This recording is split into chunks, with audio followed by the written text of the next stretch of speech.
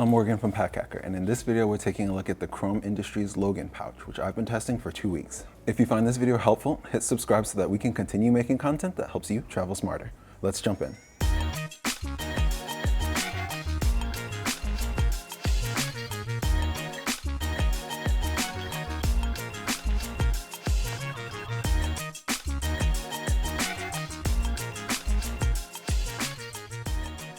So the exterior is made with a 400D recycled crinkle nylon with a smooth texture that's pretty nice to hold, feels pretty comfortable in the hand.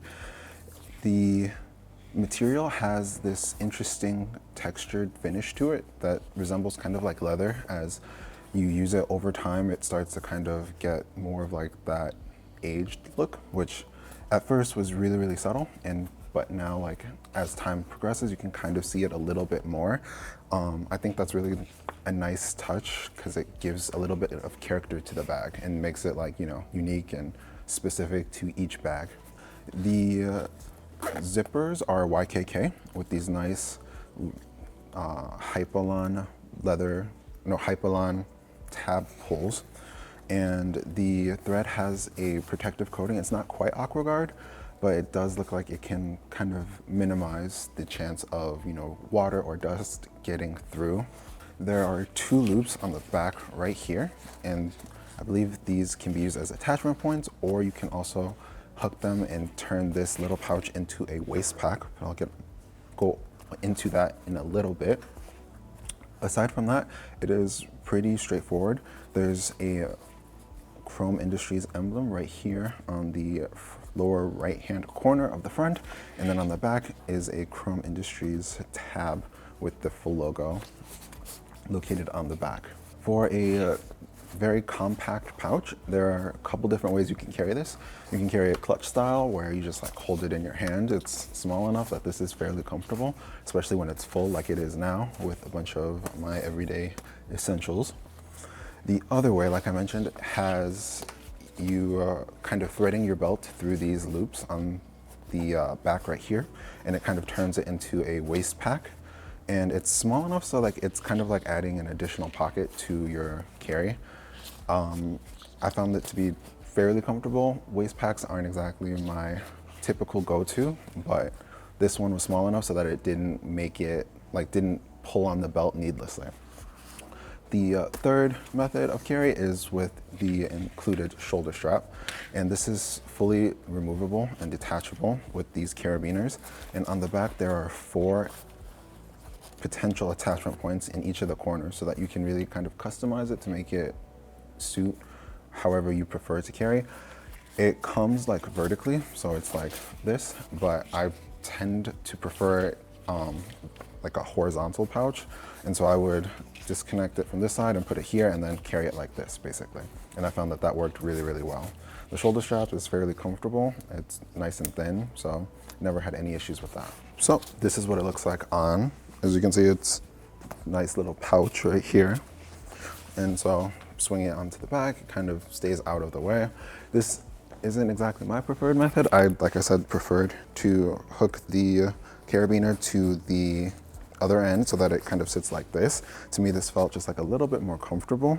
But one of the nice things about this pouch is that it really allows you to customize it and wear it however you see fit. So the adjuster is a little stiff at first and just takes a little bit of work to really get it to move.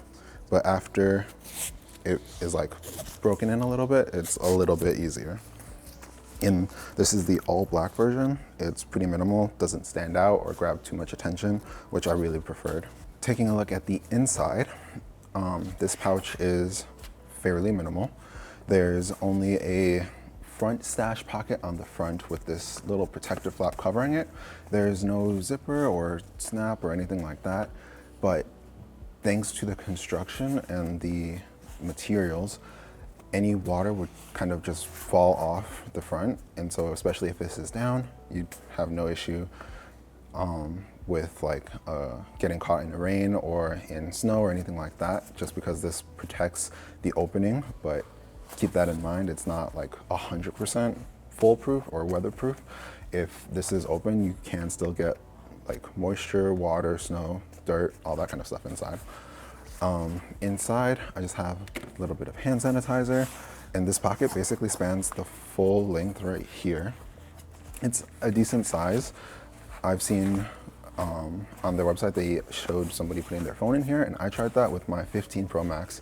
It did not, it technically did fit, but it was kind of protruding out, and this didn't come all the way down. I have it in here actually, and so I can kind of show you. So, like, as you can see, it sits like right here. Getting it in was a little tight, and then it just like sits open. It doesn't come, oh, there it goes. It does come all the way down. And so this can work, but it's not exactly like super easy to get in and out. And I'm on my phone rather a lot, so having to like work to get in and out of this pocket is not ideal. I found this works better for like hand sanitizer, keys, wallet, you know, stuff like that, especially like on the go, needing and having quick access to stuff like that fits better in this specific pocket. And then taking a look at the main compartment, which is secured with this dual zip right here. It is an interesting concept because it's not fully clamshell.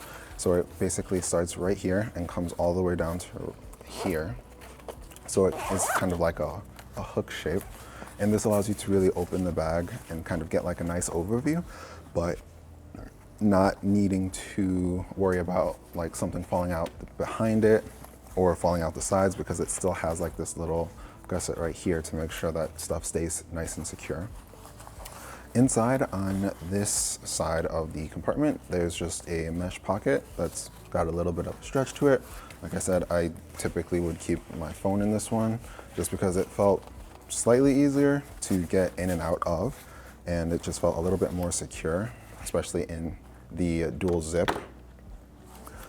And then on the other side of this compartment, there's a little bit more organization, which I really liked. Inside I have my wallet, behind this first slip pocket, and then behind the second slip pocket, I just have some chapstick and some keys.